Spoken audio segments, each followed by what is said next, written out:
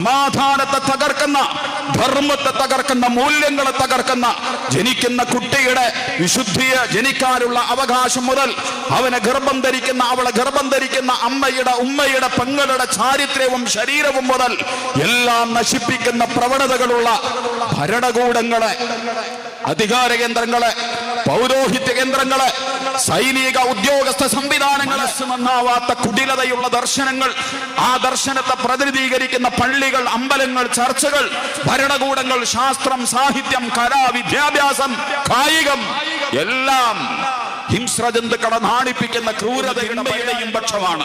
ഹിന്ദുത്വ പക്ഷവും അറബിത്വ പക്ഷവും മലയാളി പക്ഷവും തമിഴ് പക്ഷമൊന്നും അല്ല.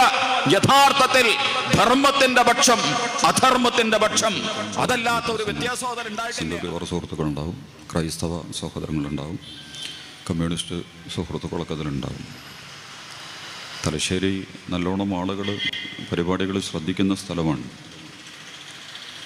അസ്സലാമു അലൈക്കും എന്ന് പറഞ്ഞുകൊണ്ടാണ് നമ്മൾ തുടങ്ങുന്നത്.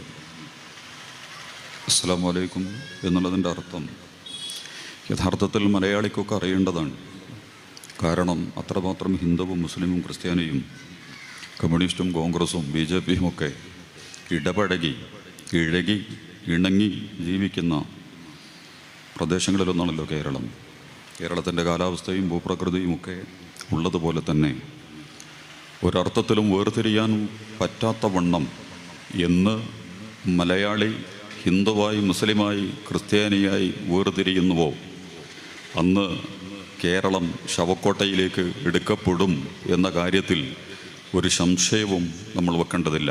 ഞാൻ സൂചിപ്പിക്കുന്നത് മലയാളിയെ സംബന്ധിച്ചിടത്തോളം അതുകൊണ്ട് തന്നെ അസ്സലാമു അലൈക്കും എന്ന് പറയുമ്പോൾ എന്താണ് അതിൻ്റെ അർത്ഥം? വളരെ സെക്യുലറാണ്, സോഷ്യലാണ്, ഡെമോക്രാറ്റിക്കാണ്. അസ്സലാമു അലൈക്കും എന്ന് അറബിയിൽ പറയുന്നു എന്നേ ഉള്ളൂ. നിങ്ങൾക്ക് ദൈവത്തിൻ്റെ സമാധാനം ഉണ്ടാവട്ടെ എന്നുള്ളതാണ്. എനിക്ക് തോന്നുന്നു ഏകദേശം അതിന് തുല്യമായ അർത്ഥം തന്നെയാണ് ഓം ശാന്തി. ഓം ശാന്തി. ഓം എന്നുള്ളത് വ്യക്തിയുടെ, വസ്തുവിൻ്റെ, കുടുംബത്തിൻ്റെ, ദേശത്തിൻ്റെ, സമുദായത്തിൻ്റെ, വംശത്തിൻ്റെ ഒന്നും പേരല്ല. ദൈവികമായ പേരിൻ്റെ രത്നച്ചുരുക്കമാണത്. അനാദി, ഉദ്ധാരണം, മൃത്യു, ഈ 3 പദങ്ങളുടെ ആദ്യാക്ഷരങ്ങൾ ചേർന്നതാണ് ഓം എന്ന് പറയുന്നത്. അത് വ്യക്തിനിഷ്ഠമോ വസ്തുനിഷ്ഠമോ ദേശ, സമുദായ, വർഗ സംവിധാനങ്ങളുമായി ബന്ധപ്പെട്ടതല്ല. വിശദാംശങ്ങളിലേക്ക് പോകേണ്ടതില്ല. പക്ഷേ പോകൽ അനിവാര്യമായ സാഹചര്യങ്ങളിലേക്കും സംവാദത്തിൻ്റെയും സൗഹാർദ്ദത്തിൻ്റെയും സംഭാഷണങ്ങളുടെയും നിഷ്കളങ്കമായ വാതിലുകൾ നിർബന്ധിതമായി തുറക്കപ്പെടേണ്ട അനിവാര്യമായ ഘട്ടങ്ങളിലേക്ക് ഇന്ത്യൻ സമൂഹം, മലയാളി സമൂഹം കാലെടുത്ത് വെച്ചിരിക്കുന്നു എന്ന് തിരിച്ചറിയുന്നതിൽ നമ്മൾ പരാജയപ്പെട്ടാൽ ഇന്ത്യ ഉറങ്ങില്ല, മലയാളി ഉറങ്ങില്ല. ലബനാനിനെ പോലെ, സിറിയയെ പോലെ, ഇറാഖിനെ പോലെ, കഴിഞ്ഞ കാലത്തെ ഇറ്റലിയെയും ജർമ്മനിയെയും പോലെ രക്തത്തിൻ്റെയും ശവങ്ങളുടെയും തകർച്ചകളുടെയും ദുരന്തങ്ങളുടെയും ദുരിതങ്ങളുടെയും നടുക്കയങ്ങളിലൂടെ വരാനിരിക്കുന്ന ഇന്ത്യ സഞ്ചരിക്കുന്നതിൻ്റെ ലക്ഷണങ്ങൾ മുഴുവൻ അന്തരീക്ഷത്തിൽ രൂപപ്പെട്ടു കഴിഞ്ഞിരിക്കുന്നു എന്ന് ഇന്ത്യയെ വിശകലനം ചെയ്തുകൊണ്ടിരിക്കുന്ന ആളുകൾ പറഞ്ഞുകൊണ്ടിരിക്കുന്ന ഒരു സന്ദർഭത്തിൽ അസ്സലാമു അലൈക്കും, ഓം ശാന്തി എന്നുള്ള പദങ്ങളുടെ ഭാഷാപരമായ വൈജാത്യങ്ങൾക്കപ്പുറം ഇത് തമ്മിൽ ചേരുന്ന വളരെ മനോഹരമായ ഇടങ്ങൾ എവിടെയെങ്കിലും ഉണ്ടോ എന്നുള്ളതിനെ വളരെ സൂക്ഷ്മവും ആത്മാർത്ഥവും നിഷ്കളങ്കവുമായി പഠനത്തിനും സംവാദത്തിനും വിധേയമാക്കണം എന്ന് തന്നെയാണ് വളരെ വിനീതമായി നമുക്ക് സൂചിപ്പിക്കാനുള്ളത്. ഓം ശാന്തി. ശാന്തി എന്നുള്ളതിൻ്റെ അറബി പദമാണ് ഇസ്ലാം. ഇസ്ലാമിന് വേണ്ടിയാണ്, ശാന്തിക്ക് വേണ്ടിയാണ് രാമനും കൃഷ്ണനും മുഹമ്മദും അബ്രഹാമും ജീസസും മോശായും ബുദ്ധനും ജൈനനുമൊക്കെ വന്നിട്ടുള്ളത്. ഞാനതിൻ്റെ എല്ലാ വിശദാംശങ്ങളിലേക്ക് ഇപ്പോൾ കടന്നു പോകാൻ ആളല്ല. ഇത് വല്ലാത്തൊരു കാലമാണ്. സ്വകാര്യവൽക്കരണത്തിൻ്റെ അപകടകരമായ ആഴങ്ങളിൽ, ക്യാപിറ്റലിസം വിതച്ച വിഷവൈറസുകളിൽ എല്ലാം സ്വകാര്യവൽക്കരിക്കപ്പെട്ടുകൊണ്ടിരിക്കുന്ന ഒരു കാലഘട്ടത്തിൽ ദൈവവും പ്രവാചകന്മാരും വേദങ്ങളും ഇതിഹാസങ്ങളും സ്വകാര്യവൽക്കരിക്കപ്പെടുകയും രാമനും കൃഷ്ണനും ഹൈന്ദവ, എനിക്കതിലും വിശ്വാസമൊന്നുമില്ല, ഹൈന്ദവൊന്നുമല്ല, ബ്രാഹ്മണരെല്ലാവർ ശരിക്കും ക്ഷത്രിയന്മാരാണ്, ബ്രാഹ്മണവൽക്കരിക്കപ്പെടുകയും നേരത്തെ പറഞ്ഞ ചിത്പാവൻ ബ്രാഹ്മണൻ ഗ്രൂപ്പ് എന്ന് പറയുന്ന ലക്ഷണമൊത്ത ലോകത്തെ ഇത്രയും മൃഗീയമായ വംശീയതയെ പ്രതിനിധീകരിക്കുന്ന ഏതെങ്കിലും, എനിക്ക് അവരോട് പോലും വ്യക്തിപരമായിട്ട് വിരോധങ്ങളൊന്നുമില്ല കേട്ടോ, അവരെ പഠിപ്പിച്ച അത്തരം വിശാലതകളുടെയും മാനവികതയുടെയും ഉദാത്തമായ ആകാശങ്ങളിലേക്ക് അവരെ നയിക്കുന്നതിന് പകരം വളരെ സങ്കുചിതമായ വീക്ഷണങ്ങളിലേക്ക് അവരെ കൊണ്ടുപോയ പണ്ഡിതന്മാരും പുരോഹിതന്മാരും, പുരോഹിതൻ എന്ന് പറഞ്ഞാൽ പൗരാണിക ഹിതമനുസരിച്ച് നടത്തുന്നവൻ എന്നാണ്. പുരോഹിതം എന്ന് പറഞ്ഞ പൗരാണിക ഹിതം, പഴയ താല്പര്യങ്ങൾ, ചരിത്രത്തിലെ എല്ലാ കാലത്തെയും യാഥാർത്ഥ്യങ്ങളെ. ഇന്ന് പുരോഹിതൻ എന്ന് പറയുന്നത് കച്ചവടക്കാരനാണ്, വിൽപ്പനക്കാരനാണ്. സ്വന്തം അധികാര സാമ്പത്തിക താല്പര്യങ്ങൾക്ക് വേണ്ടി പ്രവാചകന്മാരെയും വേദഗ്രന്ഥങ്ങളെയും ദൈവത്തെയും ഒറ്റുകൊടുത്ത് കാശാക്കുന്ന യൂദാസിനും പത്രോസിനും ഒക്കെ പറയുന്ന പേരാണ് ഇന്ന് പുരോഹിതന്മാർ എന്നുള്ളത്. സകല മതങ്ങളുടെയും അടുക്കളകളിലും കിടപ്പറകളിലും വെന്തലിഞ്ഞ് പുറത്തിറങ്ങി വരുന്ന രാജവംബാലകളായി പുരോഹിതന്മാർ. പൗരാണിക, പുരാണം എന്ന് പറഞ്ഞ പുരാനവം എന്നാണ് പറയുന്നത്, പഴയ പുതിയത് എന്നാണ്. മോഡേണിറ്റി അല്ല, അത് പഴയതാണ് പുതിയത്. ഓൾഡ് ഈസ് ഗോൾഡ് എന്ന് നമ്മൾ പറയാറുണ്ട്. ഞാൻ പറയുന്നത് ആ ഏറ്റവും പഴയതിൻ്റെ ഹിതമനുസരിച്ച് കാര്യങ്ങളെ ജനങ്ങളുടെ മുമ്പിൽ വിശദീകരിച്ചു കൊടുക്കേണ്ട പുരോഹിതന്മാർ. നേരത്തെ ഇവിടെ സൂചിപ്പിക്കപ്പെട്ടതുപോലെ സംഘപരിവാർ എന്ന് പറയുന്ന രാജവംബാല, അതിനെ ഒട്ടും ഏതെങ്കിലും ഒരർത്ഥത്തിൽ അത് RSSന്റെ ദർശനത്തെ വില കുറച്ച് കാണിക്കുന്നത് നമ്മളോട് ചെയ്യുന്ന അക്രമമാണ്. അതേസമയം RSSകാരനും മനുഷ്യനാണ് എന്ന യാഥാർത്ഥ്യത്തെയും വികാര വിചാരങ്ങളും അമ്മയും മക്കളും ഇണകളും കരച്ചിലും സങ്കടങ്ങളും സന്തോഷങ്ങളും ഉള്ളവനാണ് എന്ന് തിരിച്ചറിഞ്ഞുകൊണ്ട് മനുഷ്യത്വത്തിന്റെ അഗാധതകളിൽ നിന്നുകൊണ്ടുള്ള സ്നേഹനിർഭരമായ ഇടപെടലുകളിലൂടെ പൊട്ടിപ്പോയ, വരണ്ടുപോയ, ഒട്ടും സംവാദാത്മകവും സംഭാഷണ സംവിധാനവുമില്ലാത്ത, ഞാൻ ഇടയ്ക്ക് സൂചിപ്പിക്കട്ടെ, RSSകാരുണ്ടാവുമല്ലോ ഇവിടെ, നിങ്ങളൊന്ന് വരെയും നമുക്കൊന്ന് സംസാരിക്കുക വ്യക്തിപരമായിട്ട്. നിങ്ങൾ PR വർക്കും ഭീഷണിയും മുഴക്കുന്നതിന് പകരം നിങ്ങൾ പറയുന്ന ദർശനം ശരിയാണെങ്കിൽ, നമുക്ക് ബുദ്ധിയുണ്ടല്ലോ, ഒന്നും കൂട്ടിയാൽ 2 കിട്ടും, ഇത് നമ്മൾക്ക് മനസ്സിലാവും എന്നതുപോലെ നിങ്ങൾ വാ, നമുക്ക് സംസാരിക്കാം. ആയുധങ്ങളെ അവിടെ വെച്ചിട്ട് നിങ്ങൾ വീട്ടിലേക്ക് വാ. എൻ്റെ വീട്ടിലേക്ക് ഒരു RSSകാരൻ കയറി വന്നിട്ടില്ല. സംവാദത്തിനെയും സംഭാഷണത്തെയും ഇത്രമാത്രം ഭയപ്പെടുകയും അധോലോക ഡീപൊളിറ്റിക്സ് സ്വഭാവത്തിൽ ഗുണ്ടാസംഘങ്ങളെ വെല്ലുന്ന സ്വകാര്യതകളിലും നിഗൂഢതകളിലും ഇരുട്ടുകളിലും നിന്നുകൊണ്ട് പിഞ്ചുകുട്ടികളെ അടക്കം അമ്പലത്തിലും പള്ളിയിലും, അമ്പലം എന്ന് പറഞ്ഞ അൻപിന്റെ ആലയം, അൻപ് എന്നുള്ളത് തമിഴ് പ്രയോഗമാണ്, എനിക്ക് തോന്നുന്നു അറബിയുമായിട്ട് അതിന് ബന്ധമുണ്ടാകും. ഹുബ്ബ്, അഹബ്ബ്, സ്നേഹം, കാരുണ്യം. അൻപിന്റെ ആലയം എന്ന് പറഞ്ഞാൽ സ്നേഹത്തിന്റെ വീട് എന്നാണ് അതിന്റെ അർത്ഥം. സ്നേഹം എന്ന് പറയുന്നത് ജാതി നോക്കി, മതം നോക്കി, വർഗം നോക്കി, സമുദായം നോക്കി വിതരണം ചെയ്യാനുള്ളതല്ല.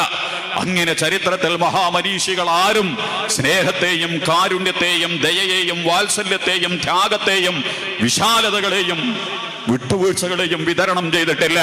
മനുഷ്യർക്ക് മുഴുവൻ അവർ നൽകിയിട്ടുള്ളതാണത്. ആ ആലയങ്ങളുടെ അകത്തളങ്ങളിൽ കുറുവടി കൊടുത്ത് ഇവിടുത്തെ മദ്യഷാപ്പുകളെ കൈകാര്യം ചെയ്യാനല്ല, ഇവിടുത്തെ പലിശക്കടിയെ തച്ചു തകർക്കുന്നതിന് വേണ്ടിയല്ല, വർഗീയ സാമുദായിക ജാതീയ ദുർഭൂതങ്ങളെ പിന്നിൽ നിന്നോ മുന്നിൽ നിന്നും നേരിടുന്നതിന് വേണ്ടിയല്ല, അത്യന്തം മാരകമായ, വളരെ ഹിംസാത്മകമായ ദുർഗാദാസിനെ പോലത്തെ ആളുകൾ ഖത്തറിൽ ഇരുന്നു കൊണ്ട് മലയാള ഭാഷയ്ക്ക് പുരോഗതിക്ക് വേണ്ടി പ്രവർത്തിച്ചു കൊണ്ടിരിക്കുമ്പോൾ അകത്തളങ്ങളിൽ നിറച്ചു വെച്ചിരിക്കുന്ന കാളകൂട വിഷം ശ്രീകൃഷ്ണന് പോലും കഴുകിക്കളയാൻ കഴിയാത്തവണ്ണം മാരകമാണ് എന്ന് കേരളത്തിന്റെ അനന്തപുരിയുടെ അകത്തളങ്ങളിൽ അധികാര കേന്ദ്രങ്ങളുടെ തണലിൽ നിന്നുകൊണ്ട് മലയാളിയോട് പ്രസംഗിക്കുമ്പോൾ ഇതൊന്ന് നമ്മൾ കേട്ടുപോയതാണെങ്കിൽ ദുർഗാദാസിനെ പോലെ അനവധി ആളുകൾ ഇത്തരം വിഷവിത്തുകളെ, വൈറസുകളെ അകത്തളങ്ങളിൽ ആവാഹിച്ചെടുത്തുകൊണ്ട് എന്നോടും നിങ്ങളോടും പുഞ്ചിരിക്കുന്നതിൽ കാപട്യത്തെയും കള്ളത്തരങ്ങളെയും ചേർത്ത് വെച്ചുകൊണ്ട് പരസ്പരം സ്വതന്ത്രമായി ഇടപഴകി സംവദിക്കുന്നതിന് പകരം ഇരുട്ടിൽ ആക്രമിക്കുകയും, ഇരുട്ടിൽ അങ്ങനെ തന്നെ പകരം വീട്ടുന്നവരുണ്ട്, പകലിൽ ആക്രമിക്കുന്നവരുണ്ട്, പകലിൽ തന്നെ പകരം വീട്ടുന്നവരുമുണ്ട്. ആ രീതിശാസ്ത്രത്തോട് നമുക്കൊരർത്ഥത്തിലും വിയോജിപ്പില്ല. ഭയം കൊണ്ടോ, നിരാശ കൊണ്ടോ, സങ്കടം കൊണ്ടോ, അധികാര കേന്ദ്രത്തോടുള്ള വിധേയത്വം കൊണ്ടോ അല്ല. നമ്മുടെ ആദർശ പ്രമാണങ്ങളിൽ അങ്ങനെ ഒരു ഇരുട്ടിന്റെ ആക്രമണം പഠിപ്പിക്കപ്പെട്ടിട്ടില്ല എന്നുള്ളത് കൊണ്ട് മാത്രമാണ് നമസ്കരിക്കാൻ പറഞ്ഞതുപോലെ, നോമ്പെടുക്കാൻ പറഞ്ഞതുപോലെ നിങ്ങൾ ശത്രുവിനെ നിഗൂഢമായി ില്ല. അസ്സലാം സ്നേഹത്തെക്കുറിച്ചും സമാധാനത്തെക്കുറിച്ചും ശാന്തിയെക്കുറിച്ചുമാണ് പറയുന്നതെങ്കിൽ ആ ശാന്തിയെയും സ്നേഹത്തെയും സമാധാനത്തെയും നിലനിർത്തുന്നതിന് അടിവേരോടെ പിഴുതെറിയുന്ന നിഗൂഢവും അക്രമാസക്തവുമായ വൈകാരികവുമായ പ്രവണതകളിലേക്ക് അള്ളാഹുവിന്റെ ദീൻ, വിശുദ്ധ പ്രവാചകന്മാർ, പുണ്യപുരുഷന്മാർ, വേദഗ്രന്ഥങ്ങൾ അനുമതി നൽകാത്തത് കൊണ്ട് മാത്രമാണ് ഇസ്ലാമിക പ്രസ്ഥാനവും ഇസ്ലാമിക ഉമ്മത്തും ആ വഴിയിൽ നിന്ന് മാറി നിൽക്കുന്നു എന്ന് മാത്രമല്ല, നേരത്തെ ഇവിടെ സൂചിപ്പിക്കപ്പെട്ടതുപോലെ കോടാനുകോടി കള്ളവാദികൾ ഭീകരവാദത്തിന്റെ മേലങ്കിയടിഞ്ഞ് ആയുധ കച്ചവടക്കാരുടെയും CIA-യുടെയും മൊസാദിന്റെയും RSSന്റെയും ഒക്കെ കോടാലിപ്പിടികളായി സമുദായത്തിന്റെ അകത്തളങ്ങളിൽ ആയുധ പ്രയോഗങ്ങളുമായി കടന്നു വരാൻ ആഗ്രഹിക്കുന്ന ഘട്ടങ്ങളിൽ പോലും സങ്കടങ്ങളുടെയും ദുരന്തങ്ങളുടെയും എനിക്ക് ഓർമ്മയുണ്ട്. ഗുജറാത്ത് കലാപത്തിന്റെ കാലത്ത് നരേന്ദ്രമോദിയും അമിത് ഷായും ഇന്ത്യൻ രാഷ്ട്രീയത്തിന്റെ മേലാളന്മാരായി കടന്നു വന്നത് രാമനും കൃഷ്ണനും വാൽമീകിയും വ്യാസനും പാടിപ്പറഞ്ഞിട്ടുള്ള ധർമ്മത്തിന്റെയും ശാന്തിയുടെയും സ്നേഹത്തിന്റെയും അകത്തളങ്ങളിലൂടെയല്ല. ആ രണ്ട് വ്യക്തികളിൽ തുടങ്ങിയതോ ആ രണ്ട് വ്യക്തികളിൽ അവസാനിക്കാൻ പോകുന്നതോ ആണ് അത് എന്ന് നമ്മൾ വിശ്വസിക്കുന്നില്ല. പക്ഷേ ഈ രണ്ട് പ്രതീകങ്ങളെ ഇന്ത്യൻ രാഷ്ട്രീയത്തിന്റെ മുമ്പിലേക്ക് സോഷ്യൽ മീഡിയ കള്ളത്തരങ്ങളും കാപട്യങ്ങളും, സോഷ്യൽ മീഡിയയുടെ കാല നമ്മൾ പറഞ്ഞിട്ട് കാര്യമൊന്നുമില്ല, ഞാൻ അതിനെക്കുറിച്ച് വിശദീകരിക്കാൻ ഇപ്പോൾ ആളല്ല. ക്യാപിറ്റലിസവും സിയോണിസവും ഫാസിസവും അതിന്റെ വിഷവിത്തുകൾ മുഴുവൻ വിളവെടുപ്പ് നടത്തുന്നത്, വിതക്കുന്നതും കൊയ്യുന്നതും സോഷ്യൽ മീഡിയയുടെ അകത്തലങ്ങളിലാണ് എന്നുള്ള കാര്യങ്ങൾ നമുക്കൊക്കെ അറിയാവുന്നതാണ്. ആ ഗുജറാത്ത് കലാപം ലല്ലു പ്രസാദ് യാദവിന്റെ മാതൃഭൂമി പ്രസിദ്ധീകരിച്ച പുസ്തകമുണ്ട്. ആ പുസ്തകത്തിൽ വളരെ കൃത്യമായി ടാർഗറ്റ് ചെയ്യപ്പെട്ടതായിരുന്നു. ട്രെയിനിന്റെ പുറത്ത് നിന്ന് ഒരിക്കലും അതിലേക്ക് പെട്രോൾ അടിച്ച് കത്തിക്കാൻ സാധ്യമല്ല, അകത്തളങ്ങളിൽ നിന്ന് മാത്രമേ കത്തിക്കപ്പെടാൻ പറ്റുകയുള്ളൂ. എന്തുകൊണ്ടാണ് ട്രെയിൻ ഗുജറാത്തിലെത്തിയപ്പോൾ മാത്രം കത്തിയത്? UP-യിൽ നിന്ന് പുറപ്പെട്ട ആ വർഗീയതയുടെ എല്ലാ മാരകമായ വിഷസർപ്പങ്ങളും ഇറങ്ങിയ ബാബരി മസ്ജിദിന്റെ തകർച്ച നടന്ന ആ സന്ദർഭത്തിൽ പോലും UP-യിൽ ആ ട്രെയിൻ ആക്രമിക്കപ്പെട്ടില്ല, മധ്യപ്രദേശിൽ ആക്രമിക്കപ്പെട്ടില്ല. ഗുജറാത്തിലെത്തിയ സന്ദർഭത്തിലാണ് ആ ട്രെയിൻ ആക്രമിക്കപ്പെടുന്നത്. ഇന്നും അതൊരു പ്രഹേളികയാണ്. എന്തായിരുന്നു അതിലെ വസ്തുതകൾ? പാർലമെന്റ് ആക്രമണത്തെ പോലെ തന്നെ ഒളിച്ചു വെക്കപ്പെട്ടിട്ടുള്ള, പൂഴ്ത്തിവെക്കപ്പെട്ടിട്ടുള്ള വസ്തുതകളെ സത്യസന്ധമായി നമ്മുടെ മുമ്പിൽ അവതരിപ്പിക്കപ്പെട്ടിട്ടില്ലാത്ത ഭാഗമാണ് ഗുജറാത്ത് അക്രമവും. ആ ഗുജറാത്ത് കലാപം നടക്കുന്ന സന്ദർഭത്തിൽ ഒരമ്മ അന്ന് സങ്കടത്തോടുകൂടി ഡൽഹിയിൽ കമ്മീഷന്റെ മുമ്പിൽ പറഞ്ഞ സങ്കടങ്ങളുണ്ട്. എന്റെ ഭർത്താവ്, എന്റെ പിതാവ്, എന്റെ മകൻ വളരെ നിഷ്ഠൂരമായി കത്തിക്കപ്പെട്ടു, വളരെ മാരകമായി. ഇതൊന്നും ഒരു വൈകാരികമായ മൂർച്ച ഉണ്ടാക്കാൻ വേണ്ടി പറയുന്ന വർത്താനൊന്നുമല്ല, അതിന്റെ ആവശ്യമില്ല. അങ്ങനെ വൈകാരികമായ മൂർച്ച കൊണ്ട് നേരിടേണ്ട പ്രത്യയശാസ്ത്രമല്ല സംഘപരിവാർ. ആ അർത്ഥത്തിൽ നിങ്ങളെ ഒരു ഉത്തേജനത്തിൽ നിർത്തി എക്സ്ട്രീം ലെവലിൽ നിന്ന് താഴേക്ക് ചാടുന്നതിന് വേണ്ടി നിങ്ങളിലേക്ക് മണ്ണെണ്ണയൊഴിച്ച് പെട്രോൾ ഒഴിച്ച് വികാരങ്ങളെ കത്തിക്കാനല്ല ഞാൻ പറയുന്നത്. പഹലോകാനും അഖലാഖും ഒക്കെ സൂചിപ്പിക്കപ്പെട്ടതുപോലെ നമ്മൾ കടന്നു പോന്ന വഴികളിലെ സങ്കടങ്ങളെയും ദുരന്തങ്ങളെയും അതതിന്റെ ആളുകൾ തന്നെ, മുസ്ലിം ഉമ്മത്ത് മാത്രമാണ് സങ്കടങ്ങളിലേക്ക് വലിച്ചെടുക്കപ്പെടുന്നത് എന്ന വിശ്വാസവും നമുക്കുണ്ടാകേണ്ടതില്ല. കഴിഞ്ഞ 3000 കൊല്ലമായി ഇന്ത്യയിലെ ദലിതുകൾ, ഇന്ത്യയിലെ പിന്നോക്ക വർഗങ്ങൾ, ഇന്ത്യയിലെ ആദിവാസികൾ, ഇന്ത്യയിലെ കർഷകന്മാർ സാമ്പത്തികവും തൊഴിൽപരവും സാമുദായികവും അതുപോലെ തന്നെ പദവിയുമായി ബന്ധപ്പെട്ട വിഷയങ്ങളിൽ മുസ്ലിം ഉമ്മത്തിനേക്കാൾ ജീർണവും അപകടകരവുമായ കയ്യേറ്റങ്ങൾക്ക് വിധേയമാക്കപ്പെട്ടിട്ടുണ്ട്.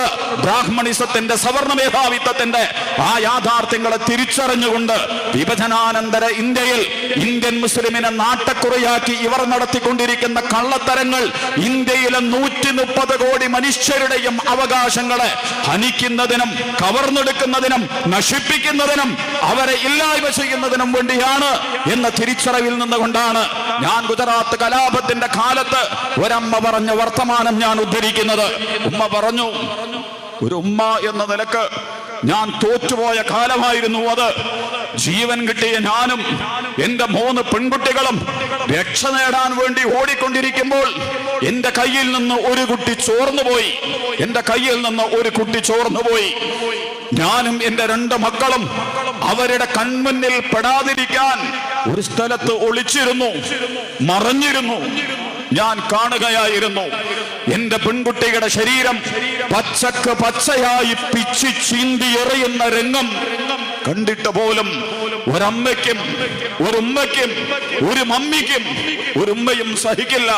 സ്വന്തം ജീവനെ ത്യജിച്ചുകൊണ്ടടക്കം മക്കൾക്ക് വേണ്ടി ഒരു നെടുവീർപ്പ് പോലും ശബ്ദത്തിൽ അയക്കാൻ കഴിയാതെ, ഒരക്ഷരം പോലും ഉരിയാടാൻ കഴിയാതെ, എന്നെക്കാൾ എന്റെ കയ്യിലുള്ള 2 കുട്ടികളുടെ ജീവന് വേണ്ടി ഒരു ഉമ്മ എന്ന നിലക്ക് ഞാൻ തോറ്റുപോയ കാലമുണ്ട്.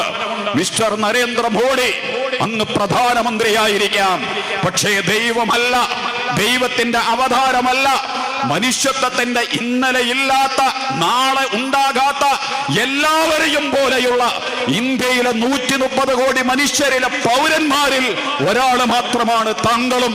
താങ്കളും ഈശ്വരന്റെ സൃഷ്ടിയാണ്, ഭഗവാന്റെ സൃഷ്ടിയാണ്, അള്ളാഹുവിന്റെ സൃഷ്ടിയാണ്. എണ്ണി ഈശ്വരന്റെ കോടതിയിൽ ഇതിന്റെ സങ്കടം തീർക്കുകയല്ല നമ്മൾ. നിങ്ങൾ റിപ്പബ്ലിക് മുതൽ, പ്ലാറ്റോയുടെ റിപ്പബ്ലിക് മുതൽ വിശുദ്ധ ഖുർആൻ അടക്കമുള്ള വേദങ്ങളെ മുഴുവൻ നിങ്ങൾ പരിശോധിക്കുക. മരണാനന്തര ജീവിതം എന്ന് പറയുന്ന യാഥാർത്ഥ്യത്തെ മുന്നിൽ വെക്കാതെ ഒരു ദർശനങ്ങളും ഒരു പിടി മുന്നോട്ട് പോയിട്ടില്ല. വൈജാത്യങ്ങളും വ്യത്യസ്ത സങ്കല്പങ്ങളും ഉണ്ടാകാം.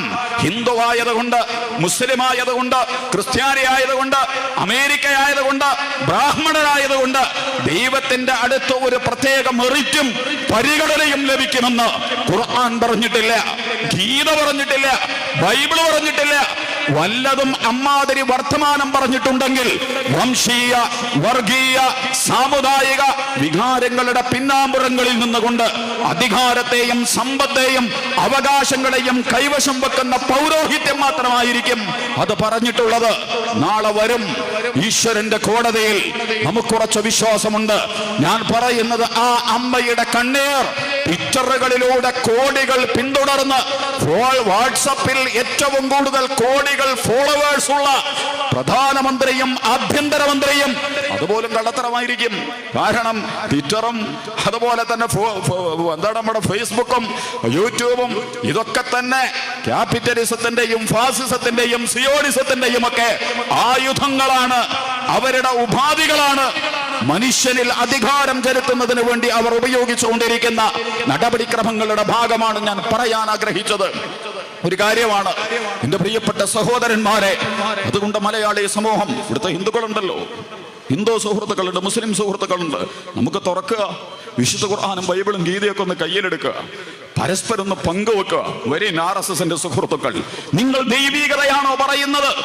ദൈവീകതയാണ് പറയുന്നതെങ്കിൽ ഏത് ദൈവമാണ് വംശീയമായ ഉന്മൂലനത്തിനോട് നിങ്ങളോട് കൽപ്പിച്ചിട്ടുള്ളത്? ആ ദൈവം ഏതാണ്? വംശീയ, വർഗീയ, സാമുദായിക, ജാതീയ, മനുഷ്യത്വ വിരുദ്ധ ക്രൂരതകൾ നിങ്ങളെ പഠിപ്പിച്ച ദൈവ ദൃഷ്ടാന്തം ഏതാണ്? ദൈവത്തിന്റെ വചനമേതാണ്? ദൈവത്തിന്റെ വേദമേതാണ്? ദൈവത്തിന്റെ ഇതിഹാസം ഏതാണ്? ദേശീയതയുടെ പിന്നിലൊളിച്ച് രാമനെയും കൃഷ്ണനെയും, അതും വല്ലാത്തൊരു സങ്കട. ഗാന്ധിജിക്ക് വേണ്ടി ഗോഡ്സെ സംസാരിക്കുക, ഗോഡ്സെയുടെ കയ്യിൽ ആയുധം കൊടുത്തവർ ഗാന്ധിജിയുടെ വേഷം കെട്ടി ഗാന്ധിജി മഹാനാകുന്നു. നമ്മൾ തോറ്റുപോകുന്ന കാലായത്. രാവണൻ രാമന്റെ വേഷമണിഞ്ഞ്, കംസൻ ശ്രീകൃഷ്ണന്റെ വേഷമണിഞ്ഞ്, അബൂലഹബും ഉമയ്യത്ത് ബിൻ ഖലഫും വലീദ് ബിൻ മുഗീറയും മുഹമ്മദ് മുസ്തഫ തിരുമേനി സല്ലല്ലാഹു അലൈഹി വസല്ലമയുടെ വേഷമണിഞ്ഞ് ഫറോവയും നമ്രോദുമൊക്കെ അബ്രഹാമിന്റെയും മോശായുടെയും വേഷവിധാനങ്ങൾ അണിഞ്ഞ് ജനങ്ങളെ നമുക്ക് ബുദ്ധി തന്നിട്ടുണ്ട് ദൈവം തമ്പുരാൻ ഈശ്വരൻ.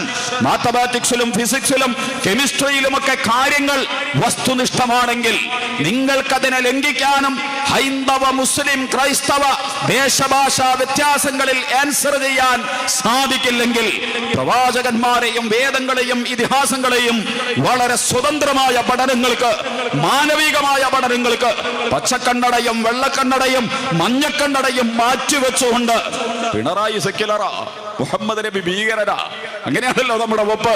രാഹുൽ ഗാന്ധി സെക്യുലറാ, ശ്രീരാമൻ ഹിന്ദുവാൻ, ഒരിക്കലും സെക്യുലർ ആവാൻ പറ്റില്ല. ജീസസ് സെക്യുലർ അല്ല. അതേസമയം ബൈഡനും പുട്ടിനും ഒക്കെ സെക്യുലർ ആണ്. ഇങ്ങനത്തെ ഒരു കാലഘട്ടമാണിത്. മമ്മൂട്ടിക്കും മോഹൻലാലിനും റൊണാൾഡോയ്ക്കും മെസ്സിക്കും ഒക്കെ സെക്യുലർ ആവാം. പക്ഷെ മുഹമ്മദിനും മോശാക്കും അബ്രഹാമിനും രാമനും കൃഷ്ണനും ബുദ്ധനും ജൈനനും വർഗീയ സാമുദായിക മത വാദത്തിന്റെ അപ്പുറത്തേക്ക് കടന്നു വരാൻ കഴിയാത്ത അതിരുകൾ പുരോഹിതന്മാരും രാഷ്ട്രീയക്കാരും വിശ്വാസികൾ എന്ന് പറയുന്ന ഞാനും നിങ്ങളും വരച്ചു വച്ചിരിക്കുന്നു. വരാനിരിക്കുന്ന കാലഘട്ടത്തിന് കേരളത്തിനെയും ഇന്ത്യയെയും ശിഥിലീകരിക്കുന്ന സംഘടനകളിലേക്ക് കൊണ്ടുപോകുന്ന ഇസ്ലാമിക് ഫോബിക് അന്തരീക്ഷത്തെ ഏതെങ്കിലും ഒരു നിലക്ക് നമ്മൾ അഭിമുഖീകരിക്കേണ്ടതുണ്ടെങ്കിൽ നമ്മുടെ കയ്യിലുള്ള ഈ ഉറപ്പ്, ഗീതയും ഖുർആനും ബൈബിളൊന്നും വായിച്ചാലേ വിയോജിപ്പിനൊക്കെ കുറെ. ഞാൻ ഈ പറയുന്നത് സർവ്വമത സത്യവാദ അങ്ങനെ എനിക്ക് അഭിപ്രായമൊന്നുമില്ല. ഒക്കെ ശരി, CPM ശരി, കോൺഗ്രസും ശരി, BJP ശരി, മുസ്ലിം ലീഗും ശരി, അങ്ങനെ ഉണ്ടല്ലോ. അങ്ങനെ ഉണ്ടാവില്ല. ശരി, കോൺഗ്രസ് അത് അംഗീകരിക്കോ? ബാക്കിയുള്ളവരെ തെറ്റായതുകൊണ്ടാണ് കോൺഗ്രസ് ഉള്ളത്. CPM ശരിയാണ് എന്നാണ് CPM വിശ്വസിക്കും. പിന്നെ വെറുതെ ഇങ്ങനെ ഓയിൽമെന്റ് വരുത്തിയിട്ട് ഭയങ്കര വിശാലതൊക്കെ വേണം. അത് നമ്മുടെ നിലനിൽപ്പിനും പ്രയോഗത്തിനും ആവശ്യമാണ്. ഒരു വീട്ടിൽ ഏറ്റവും ചെറിയ കുട്ടിയെയും ഏറ്റവും മൂത്തവനെയും പരിഗണിക്കുന്ന ഒരു പിതാവും മാതാവും ആ വീട്ടിൽ ഉണ്ടാവണം. ഏറ്റവും ക്രിമിനലായ മകൻ മുതൽ ഏറ്റവും സൗമ്യ ശാന്ത സ്വഭാവമുള്ള സൽക്കർമ്മി ചെയ്യുന്ന മകനെ അടക്കം ഒരേ സമയം ബാലൻസ് ചെയ്ത് കൊണ്ടുപോകാൻ പറ്റുന്ന വിശാലതയും കാരുണ്യവും വീട്ടിന്റെ നായകൻ, വീട്ടിന്റെ മാതാപിതാക്കൾ പ്രകടിപ്പിക്കണം. എന്നതുപോലെ വിശാലത നമുക്കാവാം. ഒരിക്കലും ഒന്നല്ല. ഒക്കെ ശരി, ഹൈന്ദവതയും ശരി, ക്രിസ്തുമതവും ശരി, ഇസ്ലാമും ശരി, ആയിക്കോട്ടെ, ശരി തന്നെ. ഇതൊക്കെ പക്ഷെ ഒരൊറ്റ ക്ലബായിരുന്നു. ഇന്നിപ്പോ വിജയവല്ലേക്ക് എന്താണ്, കോഹ്ലിക്ക് ഇന്നൊരു ക്ലബ്ബാണ്, മറ്റന്നാൾ വേറെ ക്ലബ്ബാണ്.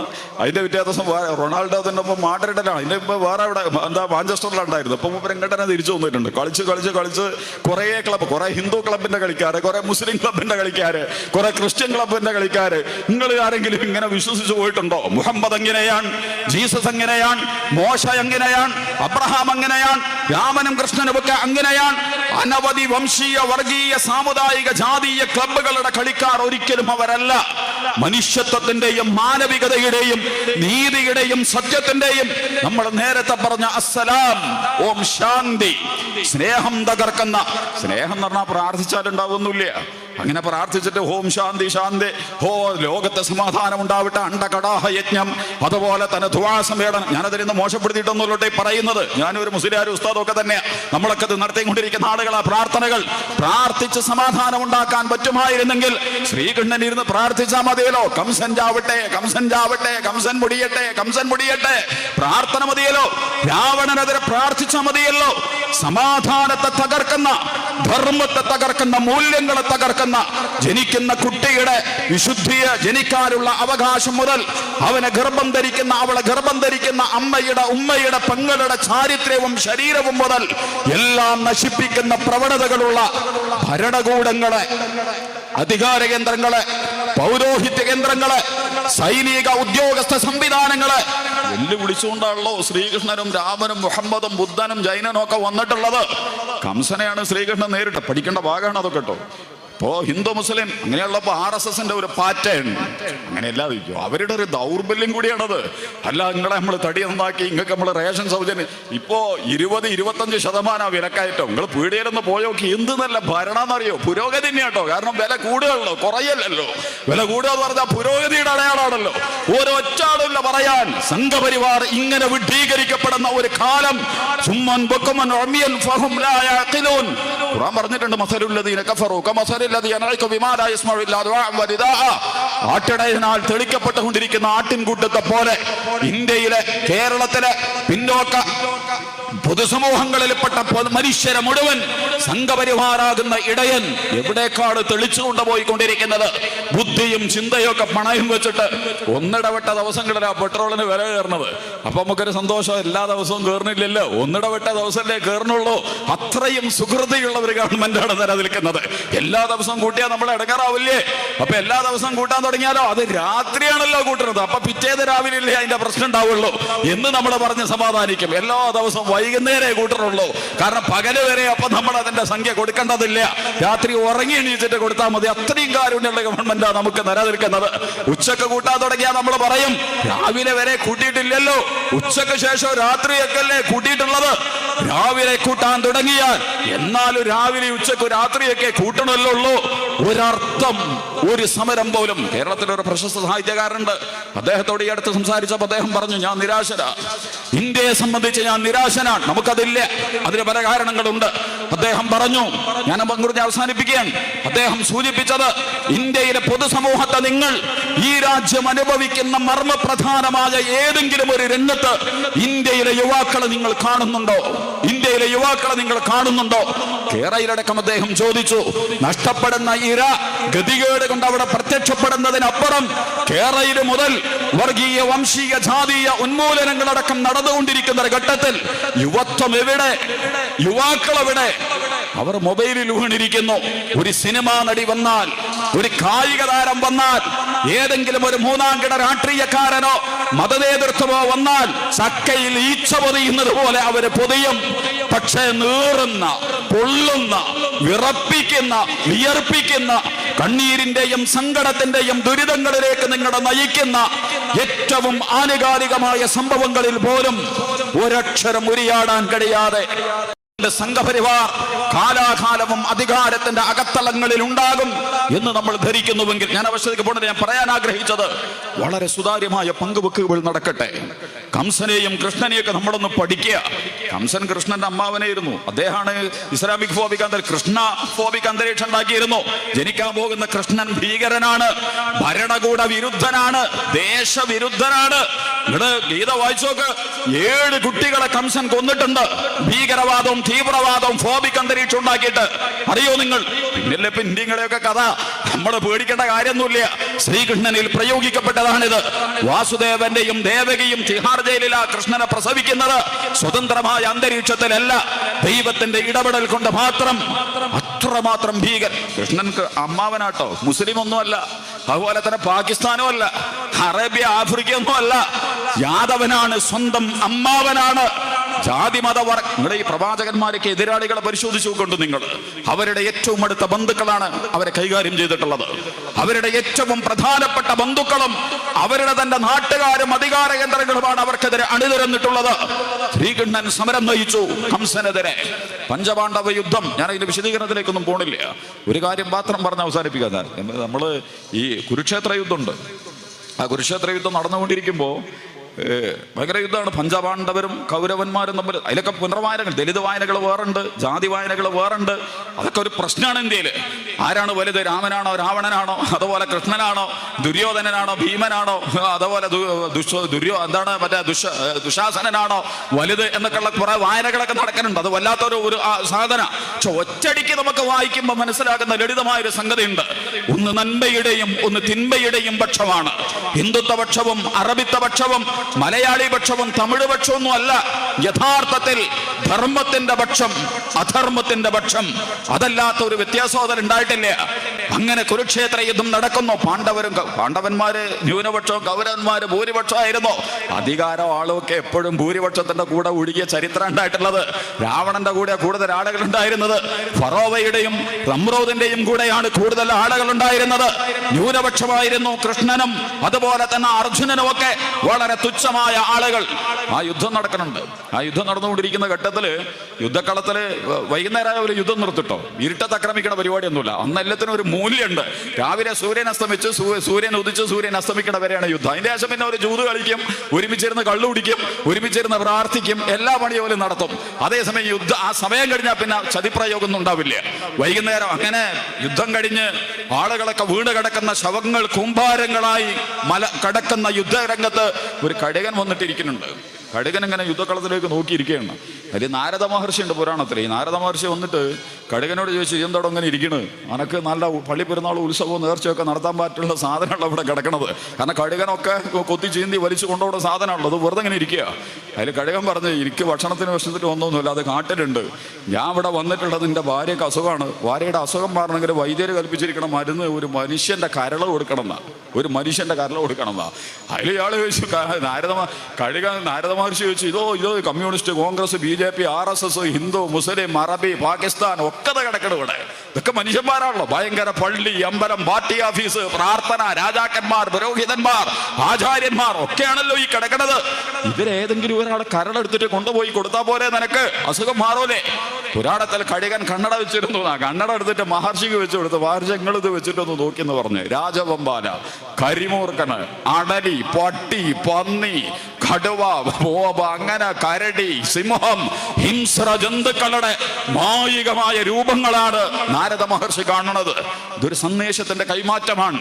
യാഥാർത്ഥ്യങ്ങൾക്കപ്പുറം ചില സന്ദേശങ്ങള്, മനസ്സ് നന്നാവാത്ത കുടിലതയുള്ള ദർശനങ്ങൾ, ആ ദർശനത്തെ പ്രതിനിധീകരിക്കുന്ന പള്ളികൾ, അമ്പലങ്ങൾ, ചർച്ചകൾ, ഭരണകൂടങ്ങൾ, ശാസ്ത്രം, സാഹിത്യം, കല, വിദ്യാഭ്യാസം, കായികം എല്ലാം ഹിംസ്രജന്തുക്കളെ നാണിപ്പിക്കുന്ന ക്രൂരതയുടെ പര്യായങ്ങളാകുമ്പോൾ കടുകൻ കണ്ണാട അങ്ങോട്ട് തിരിച്ചു കൊടുത്തു.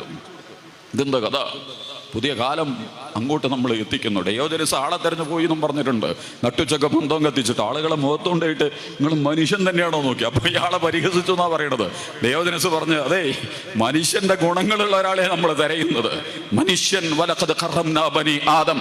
ഹിന്ദു, മുസ്ലിം, ക്രിസ്ത്യൻ, ഇന്ത്യ, പാകിസ്ഥാൻ, അമേരിക്ക, അറബി എന്നതിനപ്പുറം മനുഷ്യത്വത്തെ പരിഗണിക്കുന്ന, മാനവികതയെ പരിഗണിക്കുന്ന, മനുഷ്യത്വത്തിന്റെ സൃഷ്ടിപ്പിനെ ബഹുമാനിക്കുന്ന, മാനവികതയിലേക്ക് സഞ്ചരിക്കുന്ന, ആഴങ്ങളിലേക്ക് കടന്നു പോകാൻ കഴിയുന്ന കൈമാറ്റങ്ങളും സംവാദങ്ങളും തുറന്നുവെക്കലുകളും കൊടുക്കലുകളും വാങ്ങലുകളും നടത്തലുകൾ അനിവാര്യമായ ഒരു കാലത്താണ് നമ്മൾ ജീവിക്കുന്നത് എന്ന് മാത്രം സൂചിപ്പിച്ചുകൊണ്ട്, ഈ കാലത്ത് യുവത്വത്തെ സടകുടഞ്ഞെഴുന്നേൽപ്പിച്ച് ക്യാപിറ്റലിസത്തിന്റെ ഭൗതികതയും ഫാസിസ്റ്റ് സംഘപരിവാരത്തിന്റെ വർഗീയ വംശീയ പ്രകോപനങ്ങളിലേക്കും അല്ലെങ്കിൽ പിന്നെ കരിയറിസം, ഈ മൂന്ന് ത്രികോൺ കിബിലകളിൽ നിന്ന് യുവാക്കൾ സഞ്ചരിക്കുന്ന ഒരു ഘട്ടത്തിൽ മനുഷ്യത്വത്തിന്റെയും മാനവികതയുടെയും ദൈവികതയുടെയും മൂല്യങ്ങളുടെയും ഉള്ളറകളിൽ നിന്നുകൊണ്ട് കേരളീയ പൊതുസമൂഹത്തിലെ യുവത്വത്തോട് ഹൃദയം കൊണ്ട് സംസാരിക്കാൻ ആഗ്രഹിക്കുന്ന,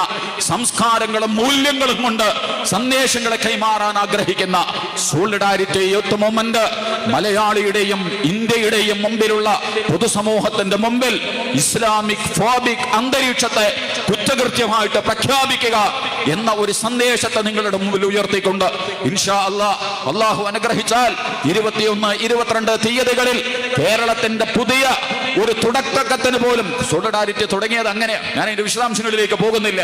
കേരളത്തിലെ സംഘടനകളെ മുഴുവൻ ഉഴുതുമറിച്ച അപൂർവ പ്രസ്ഥാനങ്ങളിൽ ഒന്നാണ് സോളിഡാരിറ്റി യൂത്ത് മൂവ്മെന്റ്.